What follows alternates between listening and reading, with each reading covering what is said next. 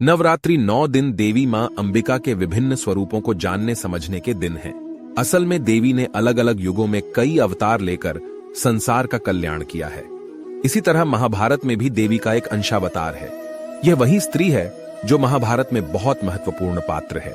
इसका नाम द्रौपदी है और असल में ये देवी काली, जो कि दुर्गा जी की ही एक शक्ति हैं, उनका ही अंशावतार है। द्रौपदी को 64 योगिनियों में से एक खप्पर योगिनी भी कहा जाता है।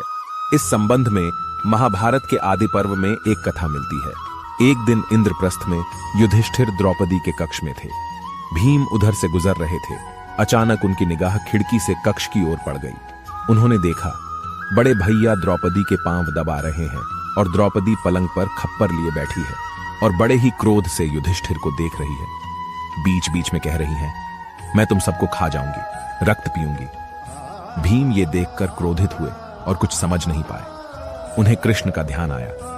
उनकी माया वो पहले ही जानते थे, पर कभी समझ नहीं पाए थे। भीम ने कृष्ण का ध्यान किया तो कृष्ण सामने आ गए। भीम ने कहा कि अर्जुन तुमसे बहुत सवाल करता है। मैं आयु में तुमसे और अर्जुन दोनों से बड़ा हूं, इसलिए आज मुझे भी कुछ बता दो। कृष्ण ने कहा, पूछिए क्या पूछते हैं। भीम ने कहा, तुम्हारी माया क्या है, मुझे भी दिखा दो। इस पर कृष्ण कहते हैं, अच्छा, आज की रात आप चुपचाप वन चले जाइएगा और तालाब के किनारे एक वृक्ष है, उस पर बैठ जाइएगा। भीम ने ऐसा ही किया। उधर रात गहराई और अचानक ही वहां प्रकाश फूटा और सरोवर के किनारे कई सिंहासन लग गए। थोड़ी देर में इंद्र, मारुत आदि देवता और योग योगिनियां भी प्रकट हुईं। इसके बाद भीम ने देखा कि द्रौपदी अपने उसी भयानक रूप में चली आ रही है। पीछे महाराज युधिष्ठिर समेत उनके सारे भाई और सबसे पीछे नारायण भी हैं। द्रौपदी सबसे ऊंचे सिंहासन पर बैठ गई। युधिष्ठिर ने फिर से क्षमा मांगते हुए अभयदान मांगा तो द्रौपदी क्रोध में फूंफकारने से लगी। भीम ने देखा कि क्रोधित हुई द्रौपदी का रंग काला पड़ने लगा और वह धीरे धीरे काली मां में ही बदल गई। अब वहां जो भी योगिनी उपस्थित थीं, वह सब रक्तम देही कहने लगी और खप्पर पटकने लगी। भीम यह सब देखकर मूर्छित हो गए। होश आया तो सामने कृष्ण खड़े थे। उन्होंने पूछा कि क्या देखा। भीम ने कहा, आपकी माया। कृष्ण ने कहा, कोई उपाय है। भीम ने कहा, आप बताइए। कृष्ण ने कहा, आज दोपहर जब द्रौपदी भोजन परोसे तो खाना मत, छूना भी मत, और जब पूछे कि क्या चाहिए तो कहना एक वचन। भोजन परोसते हुए द्रौपदी मना नहीं कर सकेगी। भीम ने ऐसा ही किया। पांचाली ने पूछा, क्या चाहिए। भीम ने तपाक से कहा, हम पांचों को अभय। द्रौपदी ने अभी यह सुना ही था कि कृष्ण आ गए और बोल पड़े कि छठे प्राण मेरे भी छोड़ दो। द्रौपदी खींच गई और इसी दौरान कुछ बोलने की कोशिश में उसकी जीभ दांत के बीच आ गई। इससे जीभ को घाव लग गया और जमीन पर रक्त की 6 बूंदें गिर गईं। इतने में द्रौपदी सावधान हो गई और अन्य बूंदें गिरने से बचा लिया। फिर उसने कहा, ठीक है माधव, जैसा आप कहें। ऐसा कहते ही पांडवों और कृष्ण को अभयदान मिल गया। महाभारत युद्ध में यही योद्धा जीवित बचे, बाकी मारे गए या फिर श्राप झेलते रहे। युद्ध में अर्जुन नारायण का निमित्त बना, नारायण काली के लिए माध्यम बने और काली का कालरात्रि अवरात्र महाभारत में खप्पर भर भर कर रक्त पीता रहा। द्रौपदी असल में कौन है, इसकी बानगी हमें तब मिलती है जब वह दुशासन की छाती के लहू से बाल धोती है। द्रौपदी के रूप में माता महाकाली ने ही अवतार लिया था ताकि कृष्ण के साथ मिलकर वह अधर्म का नाश कर सके। लेकिन सबसे बड़ा सवाल यह कि क्या आज के लोग यह समझते हैं कि द्रौपदी ने विवाह तो सिर्फ अर्जुन से ही किया था, तो क्या उसका रिश्ता सभी के साथ नहीं था? क्या द्रौपदी सिर्फ अर्जुन को ही प्यार करती थी? क्या सचमुच में द्रौपदी के 5 पति थे? ये कुछ ऐसे सवाल हैं जिनके उत्तर महाभारत में ही मिलेंगे। यहाँ प्रस्तुत है जनमानस में प्रचारित कथा। द्रौपदी को द्रौपदी इसलिए कहा जाता था कि वे राजा द्रुपद की पुत्री थी। उन्हें पांचाली इसलिए कहा जाता था कि राजा द्रुपद पांचाल देश के राजा थे। उनका एक नाम कृष्णा भी था क्योंकि वे भगवान कृष्ण की सखी थी। उनका एक नाम याजनी भी था क्योंकि वे यज्ञ करने के बाद पैदा हुई थी। और अंत में उनका एक नाम सेरंध्री भी था। सेरंध्री का अर्थ होता है पति के अलावा अन्य पुरुषों के साथ रमण करने वाली। लेकिन यह सच नहीं है। अज्ञातवास के दौरान द्रौपदी ने राजा विराट के यहाँ उनकी पत्नी सुदेशना के सौंदर्य की देखरेख करने वाली के रूप में काम किया, इसलिए उनका नाम सेरंध्री था। सेरंध्री के रूप, गुण तथा सौंदर्य से प्रभावित होकर महारानी सुदेशना ने उसे अपनी मुख्य दासी के रूप में नियुक्त कर लिया था। कुछ लोग कहते हैं कि वे राजा विराय के राज्य में सुगंध और इत्र बेचती थीं, इसलिए उसे सेरंध्री कहा जाता था। उल्लेखनीय है कि 12 वर्ष के वनवास के बाद पांडवों ने अज्ञातवास में मत्स्य देश के राजा विराट के राज्य में समय व्यतीत किया था। पांचों ने अपनी योग्यता अनुसार राजा के यहां भिन्न भिन्न कार्य को संभाला था। पांडवों को 12 वर्ष का वनवास और 1 वर्ष का अज्ञातवास मिला था। इस दौरान पांचों पांडव एक कुम्हार के घर में रहा करते थे और भिक्षाटन के माध्यम से अपना जीवन यापन करते थे। ऐसे में भिक्षाटन के दौरान उन्हें द्रौपदी के स्वयंवर की सूचना मिली। एक यंत्र में बड़ी सी मछली घूम रही थी। उसकी आंख में तीर मारना था और वह भी तैलपात्र में उसकी परछाई देखकर। यह भी कि एक नहीं, पूरे 5 तीर मारना थे। एक के बाद एक सभी राजा महाराजा एवं राजकुमारों ने ऊपर घूमती हुई मछली की आंख पर उसके प्रतिबिंब को नीचे जल में देखकर निशाना साधने का प्रयास किया, किंतु सफलता हाथ न लगी और वे कांतिहीन होकर अपने स्थान पर लौट आए। इन असफल लोगों में जरासंध, शल्य, शिशुपाल तथा दुर्योधन, दुःशासन आदि कौरव भी सम्मिलित थे। कौरवों के असफल होने पर एक ब्राह्मण ने राजकुमारी को प्राप्त करना चाहा। ब्राह्मण के भेष में अर्जुन ने तैल पात्र में प्रतिबिंब को देखते हुए एक ही बाण से निशाना लगा डाला। द्रौपदी ने तुरंत आगे बढ़कर अर्जुन के गले में वरमाला डाल दी। ये सब देखकर क्षत्रियों ने आपत्ति दर्ज कराई कि यह प्रतियोगिता सिर्फ क्षत्रियों के लिए आयोजित थी, फिर एक ब्राह्मण को जीत देना उचित नहीं।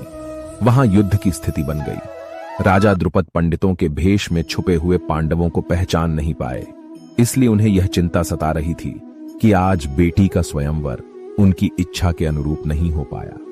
राजा द्रुपद की इच्छा थी कि उनकी पुत्री का विवाह किसी पांडु पुत्र के साथ हो, क्योंकि उनकी राजा पांडु से गहरी मित्रता रही थी, लेकिन वे यह नहीं जानते थे कि यही पांडु पुत्र हैं। तब युधिष्ठिर ने एक तरफ ले जाकर राजा द्रुपद को अपनी सच्चाई बताई। राजा द्रुपद की खुशी का ठिकाना नहीं रहा।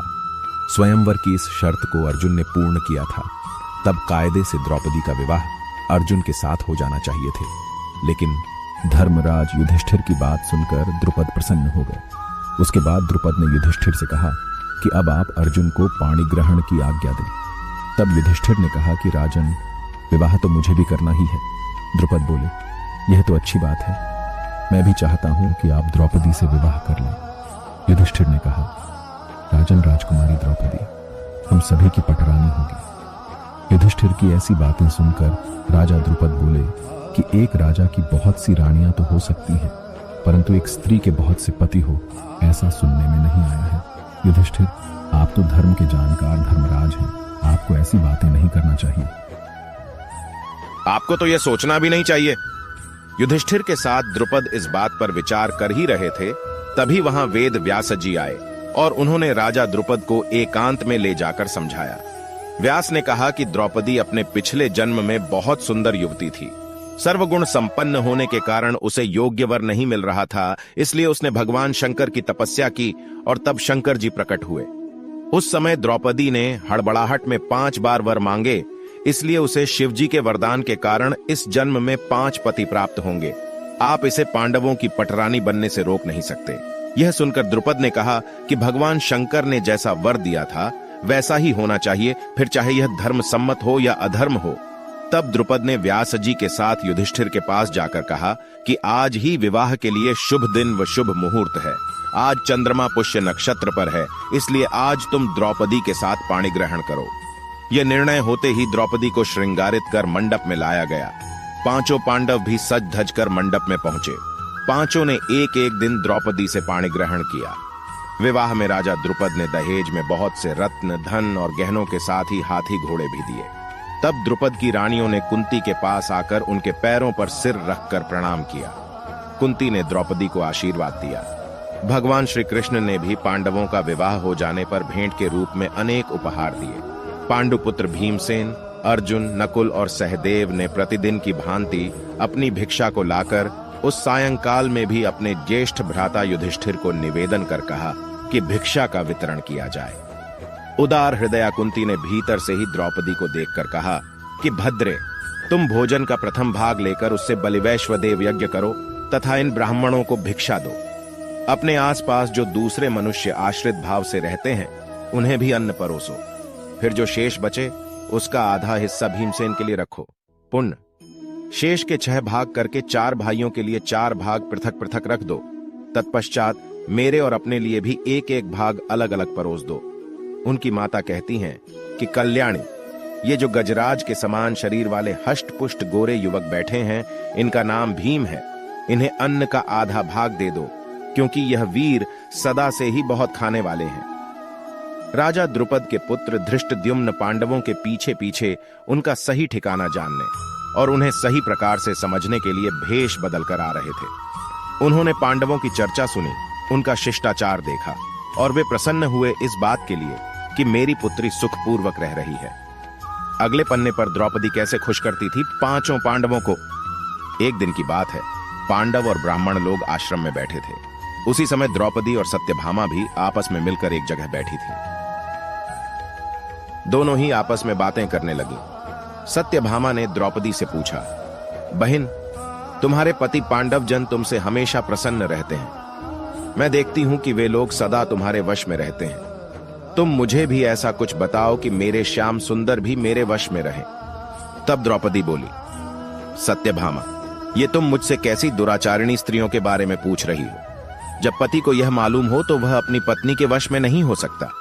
तब सत्यभामा ने कहा, तो आप बताएं कि आप पांडवों के साथ कैसा आचरण करती हैं? उचित प्रश्न जानकर तब द्रौपदी बोली, सुनो, मैं अहंकार और काम क्रोध को छोड़कर बड़ी ही सावधानी से सब पांडवों की स्त्रियों सहित सेवा करती हूं। मैं ईर्ष्या से दूर रहती हूं, मन को काबू में रखकर कटु भाषण से दूर रहती हूं, किसी के भी समक्ष असभ्यता से खड़ी नहीं होती हूं, बुरी बातें नहीं करती हूं और बुरी जगह पर नहीं बैठती। पति के अभिप्राय को पूर्ण संकेत समझकर अनुसरण करती हूं। देवता, मनुष्य, सजा धजा या रूपवान कैसा ही पुरुष हो, मेरा मन पांडवों के सिवाय कहीं नहीं जाता। उनके स्नान किए बिना मैं स्नान नहीं करती, उनके बैठे बिना स्वयं नहीं बैठती। जब जब मेरे पति घर में आते हैं, मैं घर साफ रखती हूँ, समय पर भोजन कराती हूँ, सदा सावधान रहती हूँ। घर में गुप्त रूप से अनाज हमेशा रखती हूँ। मैं दरवाजे के बाहर जाकर खड़ी नहीं होती हूँ। पतिदेव के बिना अकेले रहना मुझे पसंद नहीं। साथ ही सास ने मुझे जो धर्म बताए हैं, मैं सभी का पालन करती हूँ। सदा धर्म की शरण में रहती हूँ।